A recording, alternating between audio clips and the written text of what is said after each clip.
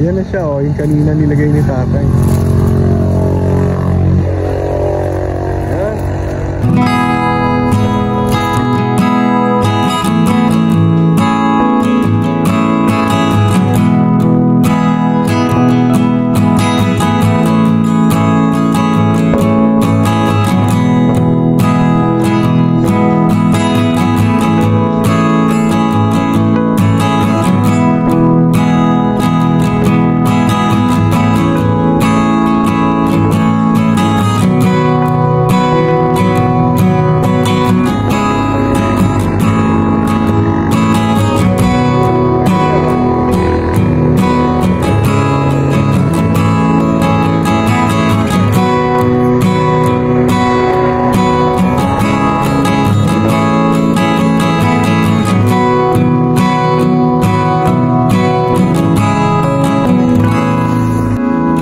Tingnan natin kung paano ginagawa ni Kuya ang bibingka. Ayan,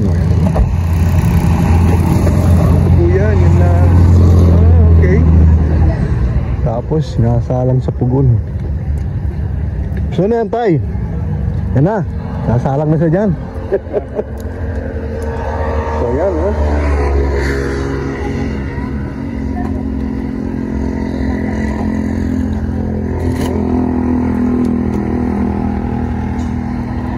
So ganyan, ang pagluto pala. Nasaan na yung nilagay nyo tayo? Nasaan na? Yung bibingka? Ah, andun. Yung ginawa nito. Ay, dito, pinasok sa ano? Yan. So ito yung bibingkang pinapasalubong ko sa inyo. Yan. Yan, sa Bigos, Davao del Sur. Ayan, oh. 5 pieces, 20 pesos. Ito ay kay Dolindo Bingkahan.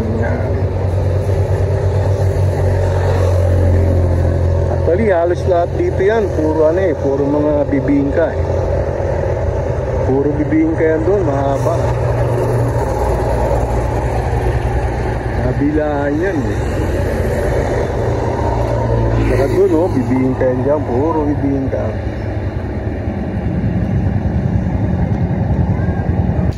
Oh, ayan na siya, oh. Yung kanina nilagay ni tatay. Ayan. Ilan ang laman niya sa isang ano? 2, 4, 6, 8, 2, 4, 6, 4, no? Almost 50 pieces, no? 50, 48? 56. Eh, nakakailang ganito kayo na sa isang araw? Ha? Ano? Ah, per kilo.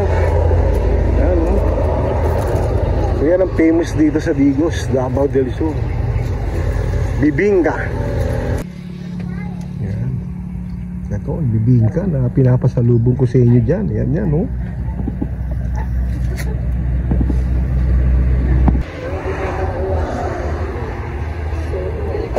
Hindi kailangan malakas ang baga, masusunog.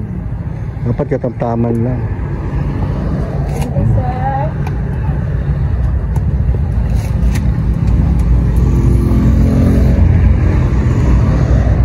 Ayan.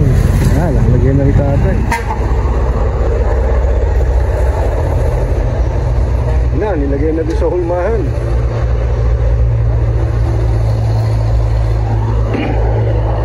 Dapat hindi malakas ang baga yan. Yan lang dapat.